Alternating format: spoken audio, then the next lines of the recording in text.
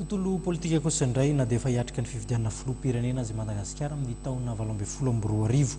tsy navelan'ny antoko malagasy miara-miainga andalo fotsiny ny zavanisy tamin'ny taona 2024 ny azon'ny lapan'ny fitsarana indray tamin'ity androndroany ity ny mpisolovavany antoko ary nikasany amono zavanisy tamin'ny fotoana nisian'ny fifidianana filoham-pirenena farany teo.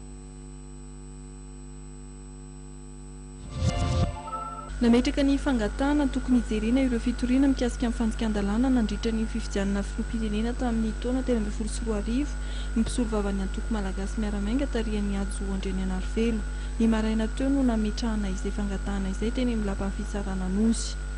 Nametraka fitoriana tato amin'ny fitsarana satria nilaza ny congrès électoral spécial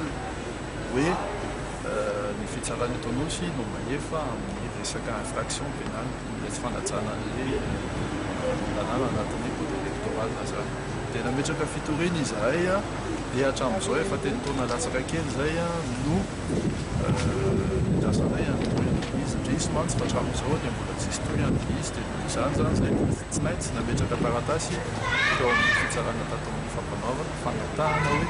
nahoana tokoa ny sezavaiza izy amin'izao fotoana izao satria tsy manam-baovao zay na dia efa nanontany betsaka misy tao amin'ny fitsarana hoe nahoana le izy misy fitoriana mipetraka sy ny sisa. Izay indrindra ny antony nanometranay an'ilay taratasy amin'izao fotoana izao satria efa manakaiky dia manakaiky tokoa ilay hoe hatramin'ny prescription zany le fitoriana napetraka ka ilay fotoana mbola tsy misy ny vaovao hatramin'izao zay tsy maintsy naneranay mametrahany ilay taratasy mombany. Raha nanontaniana mikasika amin'ny fangatahana nataon'ny mpisolovava Rakoto Malalaritsa ny mpitsara teo anivon'ny CES dia nilaza fa efa vita ara-dalàna avokoa ny asan'ny CES ary anjaran'ny fitsarana adeloka no mitsara ny fanjikan-dalàna nandritra fifidianana filoham-pirenena tamin'ny taona 2024.